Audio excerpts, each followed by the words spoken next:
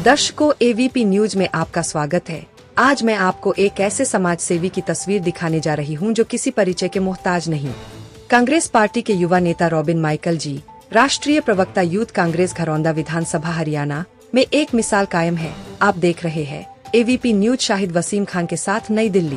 दर्शकों, एक आपका स्वागत है। इस समय मैं आपको सी तस्वीर दिखा रहा हूँ घरौंडा विधानसभा से, हरियाणा से। हमारे साथ मौजूद है कांग्रेस पार्टी के वरिष्ठ नेता, युवा नेता, कांग्रेस पार्टी के यूथ कांग्रेस के प्रवक्ता हमारे साथ मौजूद हैं रुबीन माइकल जी। स्वागत आपका एबीपी चैनल में। सबसे पहले नमस्कार। बहुत बहुत धन्यवाद मोहम्मद वसीम खान जी, शाहिद जी वसीम जी।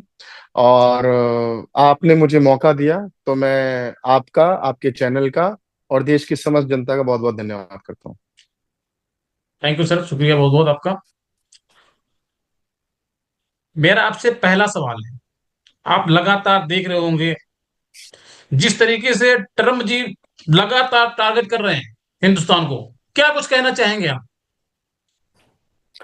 देखिए, बड़ा ही दुखद और बड़ी ही विडंबना है और देश के लिए बड़ी शर्मसार कर देने वाली बात है कि एक विदेश में बैठा व्यक्ति जो किसी देश का राष्ट्रपति है, वो निरंतर, एक बार नहीं, लगातार हर महीने, हर दूसरे दिन भारत को अपमानित कर रहा है और भारत के प्रधानमंत्री पर सीधा सवाल खड़ा करता है।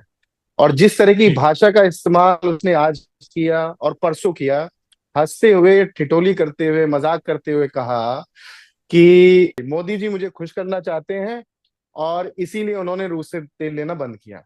तो इस जी प्रकार जी की जो बातें हैं, उसके अलावा आज उनका जो बयान आया ट्रंप का, आज ट्रंप ने कहा कि मोदी जी का मेरे पास फोन आया, बोला कि सर मैं आपसे मिलना चाहता हूँ, क्या मैं आ सकता हूँ? तो मैंने कहा ठीक है, आ जाइए। मतलब इस तरीके से बार बार देश को अपमानित करना, देखिए यहाँ पर बात मोदी जी की नहीं है, यहाँ पर बात जी जी, देश की है और जो बिल्कुल। प्रधानमंत्री का पद होता है उसकी बात है। क्योंकि इंडिया उसी कुर्सी से जाना जाता है। इंडिया की बिल्कुल एक अपनी पहचान है, लेकिन उस पर बैठे व्यक्ति की एक अपनी पहचान है।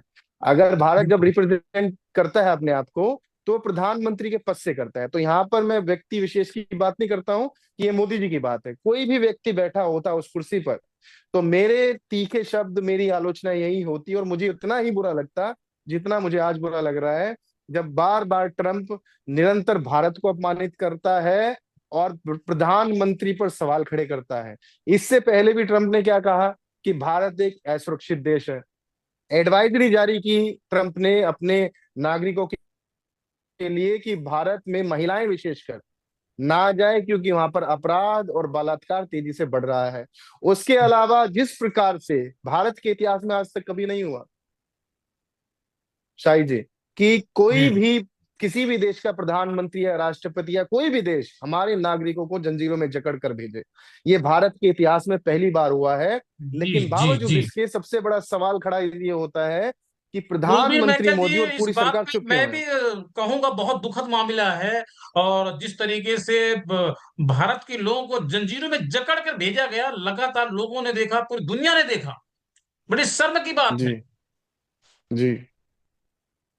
तो वही मैं वही कहना चाहता हूं कि इतने शर्मसार कर देने वाले मूवमेंट पर, जब देश का प्रधानमंत्री, देश की सरकार, विदेश मंत्रालय, पीएमओ बिल्कुल खामोश रहता है, तो हम जैसे भारतीयों का खून खौलता है।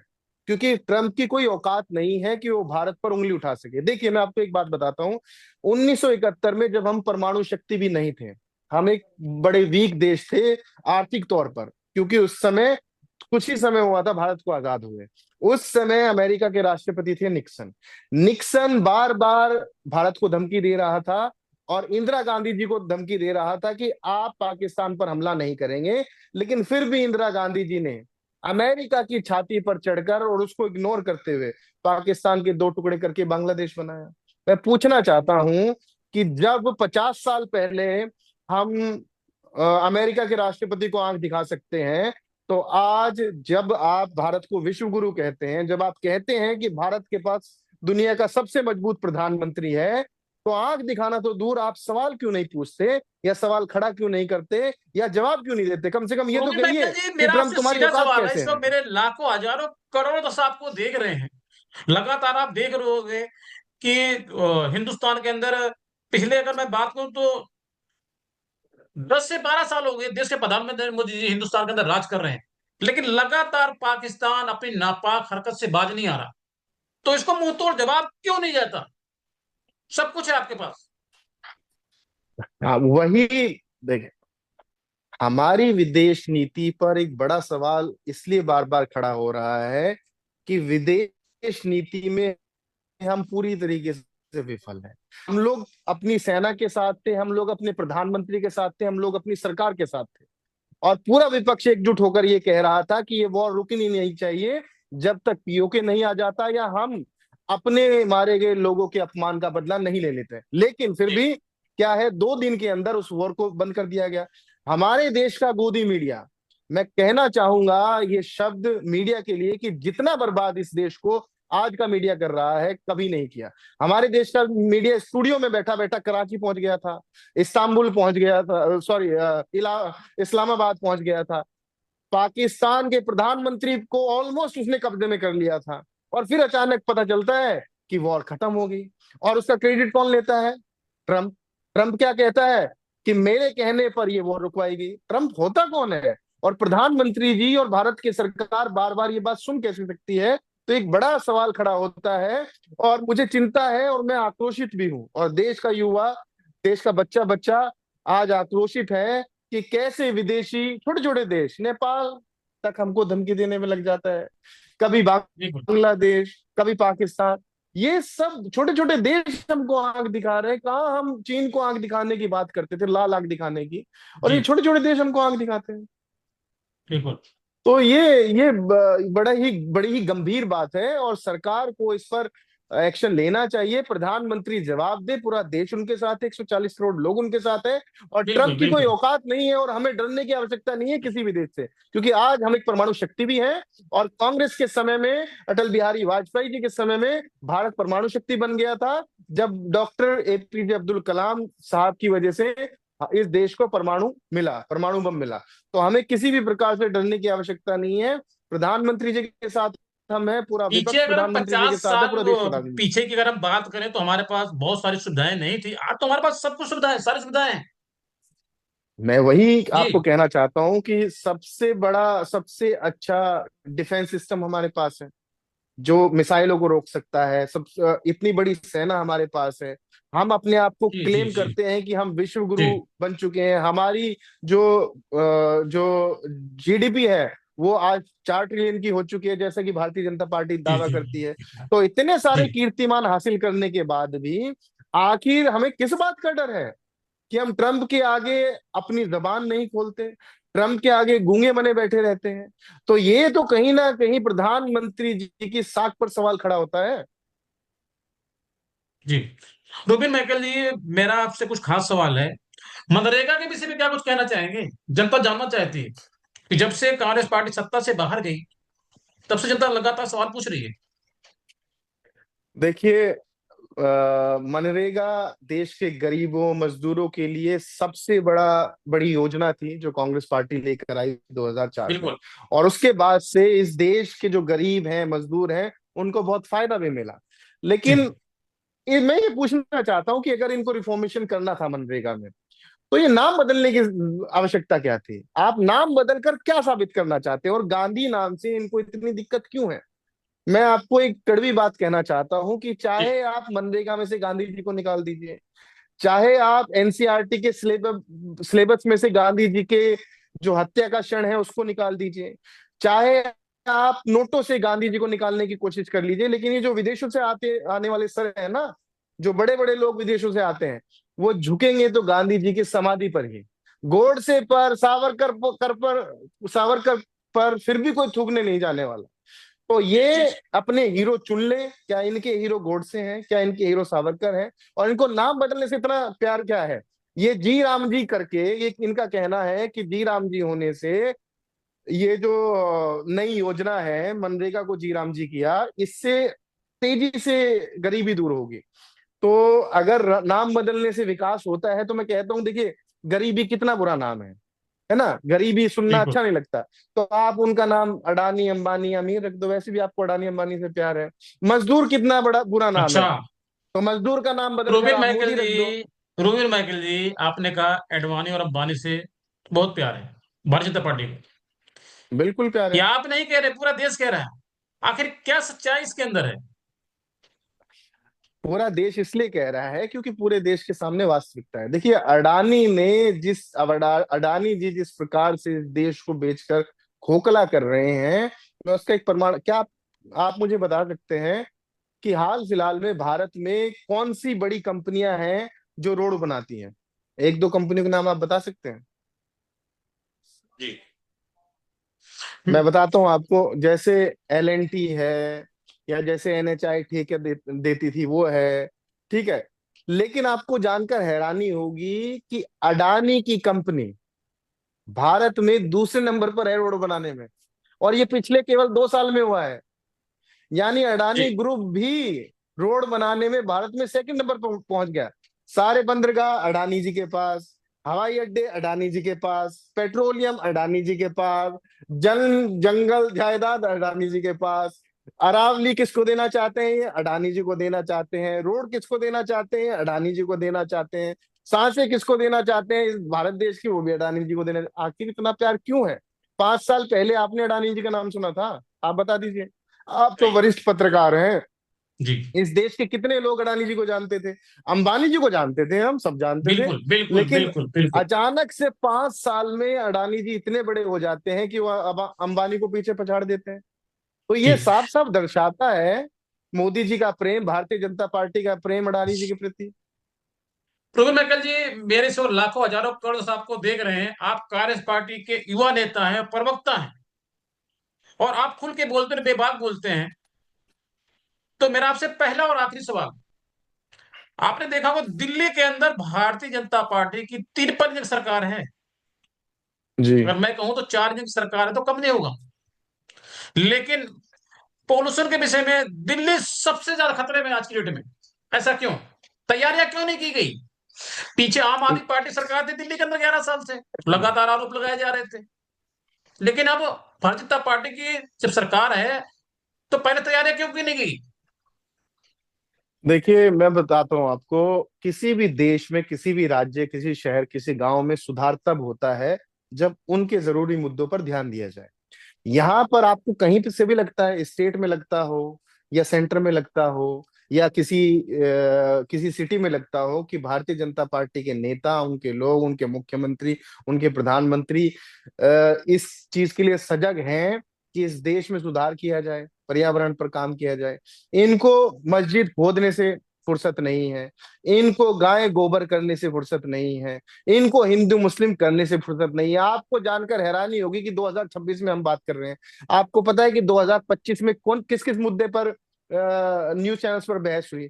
बहस हुई संभल की मस्जिद पर, बहस हुई बाबर की कब्र पर, औरंगजेब की औलादों पर, बहस हुई वक्फ बोर्ड पर, बहस हुई नवरात्रों में मीट पर, बहस हुई गाय गोबर पर, और बहस हुई सड़कों पर नमाज पर, बहस हुई बुरखे पर चलिए मैं आपसे और सीधा सवाल कर हिजाब पर। लेता हूं। यही मैं सारी सीधा सवाल कर चीजों रहा पर हूं। बहस हुई है। तो जब भी आप मैं जी नहीं, मेरा आप मुझे आपसे, एक चीज बताइए, पहले आप मुझे एक चीज बताइए। जब जरूरी मुद्दों पर बहस ही नहीं हुई, पर्यावरण पर बहस नहीं हुई, बेरोजगारी पर बहस नहीं हुई, महंगाई पर बहस नहीं हुई, महिला सुरक्षा पर बहस नहीं हुई, रोबिन, करप्शन पर बहस नहीं हुई, जब इन पर मुद्दों पर बहस नहीं हुई, तो इन मुद्दों में सुधार होगा कैसे? रोबिन माइकल जी, मैं शाहिद उसीम खान आज पूछता है आपसे, भारत हिंदू मुस्लिम के नाम पे कब तक राजनीति करोगे? मंदिर और मस्जिद के नाम पे कब तक राजनीति होगी? मैं सीधे सवाल कर रहा हूं आपसे। जब एक तक मुस्लिम, एक मिनट, एक मुस्लिम को ही टारगेट क्यों किया जा रहा है? अगर 5 मिनट नमाज पढ़ने के लिए रोड पे हम नमाज पढ़ लेते हैं, तो क्या आपत्ति है? सीधा सवाल मैं पूछ रहा हूं आपसे। मैं किसी पार्टी की बात नहीं कर रहा। आपने देखा होगा जब भंडारा होता है रोड पे, देखा होगा हरियाणा में होता होगा भंडारा, आपके महाराष्ट्र में भी होता है, पंजाब में होता है, पूरे हिंदुस्तान में होता है, उत्तर प्रदेश के अंदर भी होता है, दिल्ली के अंदर भी होता है। जब कोई प्रोग्राम होता है, कोई भंडारा होता है, तो आपने देखा होगा रोड के अंदर लोहे के पाइप को गाड़ कर टेंट लगा करके बाकायदा 1 घंटे, 1.5 घंटे, 2 घंटे, 3 घंटे भंडारा चलता है। तब तो किसी को इतराज नहीं होता। 5 मिनट में ही नमाज पढ़ने में इतराज क्यों? कहीं ना कहीं पक्षपात किया जा रहा है, सीधा सवाल है मेरा आपसे। जी, मैं आपसे एक चीज पूछना चाहता हूँ। केवल मुसलमानों की बात नहीं है। अभी अभी देखिए, 15-20 दिन ही हुए हैं क्रिसमस को गए। तो क्रिसमस पर हमने क्या देखा कि इस बार तो क्रिश्चियंस के साथ भी, ईसाइयों के साथ भी वही बर्बरता की गई। चर्चिस में घुसना, तोड़फोड़ करना, मॉल तोड़ना, मूर्तियां तोड़ना, किसी की टोपी छीन लेना, किसी को डराना धमकाना। एक तरफ प्रधानमंत्री जी नौटंकी करते हैं, चर्च में जाकर हाथ जोड़कर खड़े हो जाते हैं, और दूसरी तरफ उन्हीं के सरपरस्ती में छोटे छोटे समुदाय के गुंडे, मैं कहूंगा सड़क छाप गुंडे, ये चर्चिस में घुसते हैं, ये लोगों के साथ मारपीट करते हैं, ये तोड़फोड़ करते हैं। क्या प्रधानमंत्री जी को, क्या उनके नेताओं को, क्या राज्य सरकारों को ये नजर नहीं आता? नजर तो जी। आता होगा ना राज्य सरकारों को, बकायदा नजर आता होगा कि आखिर ये हो क्या रहा है। लेकिन मैं बताता हूँ आपको, संरक्षण है, सरकार संरक्षण देना चाहती है, इसीलिए इन पर कोई एक्शन नहीं होता। देखिए, जिन लोगों ने बरेली में मॉल में तोड़फोड़ की थी, और जो हिसार में चर्च के बाहर कीर्तन कर रहे थे, आपको पता है उनको गिरफ्तार किया गया, और 3 दिन बाद जमानत दे दी गई। और उसके बाद जश्न मनाते हुए वो सड़कों पर माला पहनाकर जश्न मनाते हुए वो घूम रहे थे। क्या भारतीय जनता पार्टी के किसी नेता ने इस बात को कंडेम किया कि ये किस प्रकार की हरकतें हैं? और कौन इनको इतना साहस दे रहा है? आज से पहले भी इस देश में हिंदू, मुस्लिम, सिख, ईसाई सब रहते थे, हमने तो इस सब प्रकार की भाई हरकतें भाई, देखी नहीं। क्या इस सब रहते थे। हिंदुस्तान को आजाद करने के लिए हिंदू, मुस्लिम, सिख, ईसाई सब लोगों ने साथ दिया है। सब लोगों ने अपना खून पसीना बहाया है। जी बिल्कुल। मैं आपसे एक चीज और पूछना चाहता हूं कि देखिए, आपने देखा होगा कि अभी आपने रोड ब्लॉक की बात की कि नमाज सड़क पर क्यों होती है। देखिए, मैं नमाज सड़क पे हो, घर पे हो, मस्जिद में हो, मैं उसका ना समर्थक हूं, ना मैं उसका विरोध करता हूँ। मैं आपसे ये पूछना चाहता हूँ, ये कावड़ कहाँ चलती है? घरों में चलती है, बिल्कुल। आसमान पे चलती बहुत है, सही सवाल किया रेलवे आपने, ट्रैक पे बहुत बढ़िया चलती जवाब है। भी दिया आपने। ये उसके अलावा आप मुझे बताइए, जो गणेश चतुर्थी होती है, वो जब 14 दिन तक गणेश जी को रखा जाता है, वो कहाँ रखा जाता है? घरों में रखा जाता है, सड़कों पर रखा जाता है, कहाँ? सड़कों पे। ये वो मक्खन हांडी वाला प्रोग्राम होता है, ये कहाँ होता है? कमरे में होता है? सड़कों पे। सड़कों पे। सड़कों पे होता है। और मैं ये कहता हूँ, जगराता कहाँ होता है? सड़कों पे होता है। ये तमाम चीजें सड़कों पर होती है, और जब सड़कों पर होती है, कोई समुदाय इसका विरोध नहीं करता। लेकिन क्यों नहीं करता? अगर कभी, मैं ये इस बात का समर्थक नहीं हूं कि मैं इस बात का समर्थन कर रहा हूं कि मुसलमान को सड़क पर नमाज पढ़ने दी जाए। मैं ये कहता हूं कि यदि मुसलमान सड़क पर नमाज नहीं पढ़ सकता, तो कैसे हिंदू कावड़ लेकर जा सकता है? कैसे गणेश चतुर्थी में मूर्ति को रखा जा सकता है? कैसे दही हांडी का प्रोग्राम सड़क पर किया जा सकता है? कैसे कोई भी पैदल यात्रा वो सड़क पर की जा सकती है? उसका भी तो विरोध होना चाहिए। इस देश में कानून है, तो कानून सबके लिए बराबर होगा। ऐसा नहीं जी। है कि रॉबिन माइकल के लिए अलग अलग कानून हो और शाहिद वसीम साहब जी के लिए अलग कानून हो। ये तो एक दोहरा बिल्कुल। मापदंड हो गया ना। जी। हम धर्मनिरपेक्ष देश किस लिए कहलाते हैं?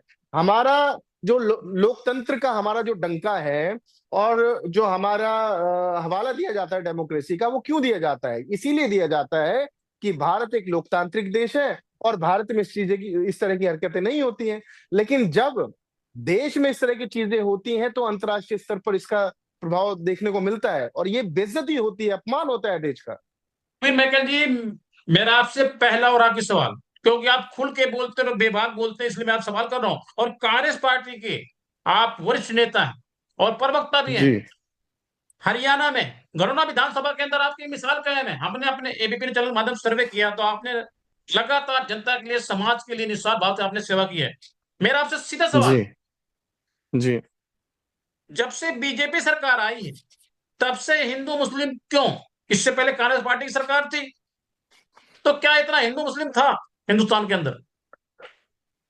देखिए, हिंदू मुस्लिम होता था, मैं ये डिनाई नहीं करूंगा कि आपको इस भारत में कभी हिंदू मुस्लिम नहीं रहा, लेकिन सर सरकार आज उसको एक मिनट, एक संरक्षण मिनट, नहीं देती एक थी। मिनट, मैं आपकी मैं बात को पूरी उसी पे सुन। आ रहा हूं, मैं उसी पे आ रहा हूं सर कि आप मेरी सरकार बात उसको सुनिए, मैं आपके संरक्षण पास नहीं आ रहा देती हूँ, थी एक जी। मिनट, आप मेरी बात सुनिए। आप ट्रेन में जाइए, मैं भी दिल्ली से आया हूं, ट्रेन में आ रहा था, पूरे रात उसमें हिंदू मुस्लिम हिंदू मुस्लिम हिंदू मुस्लिम की बात हुई। जहां भी जाओ हिंदू मुस्लिम हिंदू मुस्लिम। क्या मुसलमान इंसान नहीं है? सबसे बड़ी इंसानियत होती थी, सबसे बड़ी इंसानियत। देखिए, देश में इनके पास बात करने को मुद्दे हैं नहीं, वोट मांगने को कोई मुद्दा नहीं है। अपनी जीएसटी पर ये वोट नहीं मांग सकते, नोटबंदी पे ये वोट नहीं मांग सकते, रोजगार देने पर ये वोट नहीं मांग सकते, शिक्षा पर इनको कोई वोट देगा नहीं, क्योंकि सारे अनपढ़ जाहिल गवार हैं, गोबर खाने का जी कार्य करते हैं। तो इन सब मुद्दों पर वोट देगा नहीं, तो इसलिए हिंदू मुस्लिम करते हैं। आपने अभी देखा होगा, 4 दिन पहले इस देश में किस मुद्दे पर बहस चल रही थी कि बांग्लादेश का खिलाड़ी खरीद लिया शाहरुख खान जी ने। जी बांग्लादेश के खिलाड़ी को खरीदने की मंजूरी दी तो बीसीसीआई ने। शाहरुख खान क्या जी करे उसमें? शाहरुख खान जी तो वहां पर बोली लगाने वाले थे। उनका उनका जो केकेआर है, उनका उनकी जो पूरी टीम है, वो बोली लगाने का काम कर रही थी। यदि आप वहां पर किसी भी खिलाड़ी को रखोगे, तो वो तो उसको खिलाड़ी की नजर से देखेंगे, वो हिंदू मुस्लिम की नजर से थोड़ी देखेंगे। और बिल्कुल उसके सही बाद कह रहे हैं सबसे मजाक की बात है, सबसे कमाल की बात है कि यही बांग्लादेश की टीम आपको 2 महीने बाद जब T20 वर्ल्ड कप होगा तो भारत में खेलते हुए देखने को मिलेगी। और इसके अलावा इन बेशर्मों को इतनी शर्म नहीं है कि पिछले 1.5 साल से, मैं आप कड़े शब्दों में निंदा करना चाहता हूं कि पिछले 1.5 साल से जो बांग्लादेश की पूर्व शेख हसीना जी को भारत पाल रहा है, मोदी सरकार पाल रही है, बिरयानी खिला खिलाकर पिछले 1.5 साल से। क्या वो देशद्रोह नहीं है? क्यों उसका विरोध नहीं किया जाता?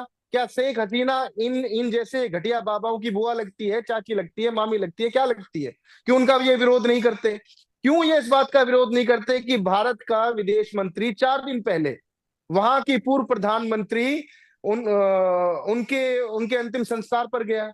क्यों ये इस बात का विरोध नहीं करते कि भारत पाकिस्तान का मैच हुआ, जब पूरा देश विरोध कर रहा था, हमने खुद प्रोटेस्ट किया, हम खुद सड़कों पर थे, हम विरोध कर रहे थे कि भारत पाकिस्तान का मैच नहीं होना चाहिए, क्योंकि पहलगाम के बाद देश के भीतर आक्रोश है। लेकिन बावजूद इसके भारत पाकिस्तान का मैच हुआ और किसी बाबा की जबान से एक शब्द नहीं निकला। लेकिन जहां शाहरुख खान का नाम आया, और क्योंकि वो मुसलमान है, हालांकि उस व्यक्ति के भीतर एक क्षण नहीं है हिंदू मुसलमान करने का, लेकिन जैसे उनका नाम आया ये तिल मिलाने लगे। जैसे वो केंचुए नहीं होते, तिल मिलाने हम्म, लगे। जैसे बिल्कुल सही जीरा कह रहे हो, जैसे जो ही तेल सच है में वो डलता सच है। है, उसी तरीके से तिल मिलाने लगे। यदि इनको इतनी ही आपत्ति थी, तो ये शेख हसीना के लिए जाकर पीएमओ पर धरना प्रदर्शन क्यों नहीं करते कि शेख हसीना को आप बिरयानी खिला खिलाकर पाल क्यों रहे हैं, उनको बाहर निकालिए। लेकिन जी इनके भीतर ये दम ही नहीं है, इसीलिए जी दिन रात हिंदू मुस्लिम। जी रूबिन मैकल जी, एबीपी न्यूज चैनल में समय देने के लिए आपका बहुत बहुत धन्यवाद। इस वक्त मेरे लाखों जी, हजारों बहुत बहुत करोड़ों धन्यवाद। दर्शक आपको देख रहे हैं। 9 वर्ष के उपलक्ष्य में क्या कुछ संदेश देना चाहेंगे आप? मैं यही कहना चाहूंगा कि इस देश के लोगों को, इस देश के यूथ को, इस देश की महिलाओं, युवाओं, बुजुर्गों, सभी को जागरूक होने की आवश्यकता है। अपने अधिकारों को पहचानिए, अपनी जरूरतों को पहचानिए, आपके मुद्दे क्या होने चाहिए। क्या आप हिंदू मुस्लिम में फंस कर यूं ही पिछले साल की तरह ये साल भी बर्बाद कर देना चाहते हैं, और केवल अपने नहीं, अपने आगे आने वाले बच्चों के भविष्य पर भी पैरों पर कुल्हाड़ी मार देना चाहते हैं? या आप अपने मुद्दों पर, जैसे शिक्षा, स्वास्थ्य, रोजगार पर सरकार से सवाल पूछकर, उन मुद्दों पर बात करके, उन मुद्दों की जानकारी लेकर विकास की तरफ बढ़ना चाहते हैं, या यही गुड़ गाय गोबर में ही फंसकर रहना चाहते हैं? मेरी तो यही सलाह है कि इस देश का यूथ शिक्षा पर ध्यान दे, इस देश की महिलाएं अपनी सुरक्षा की बात करें, इस देश का बुजुर्ग ये बात करे कि उनकी आगे आने वाली जो जनरेशन है, उनको भविष्य में नौकरियां मिलेगी नहीं मिलेगी, अच्छा रोजगार मिलेगा नहीं मिलेगा, स्वास्थ्य मिलेगा नहीं मिलेगा, या फिर वो इसी तरीके से हिंदू मुस्लिम में बटकर लड़ते रहेंगे। तो बस वही सब मैं आपको सी तस्वीर दिखा रहा हूँ।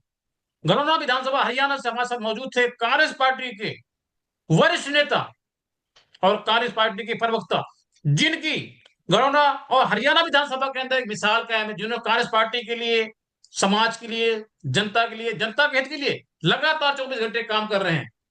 आप देख रहे हैं एबीपी न्यूज, शायद वसीम खान के साथ। नमस्कार।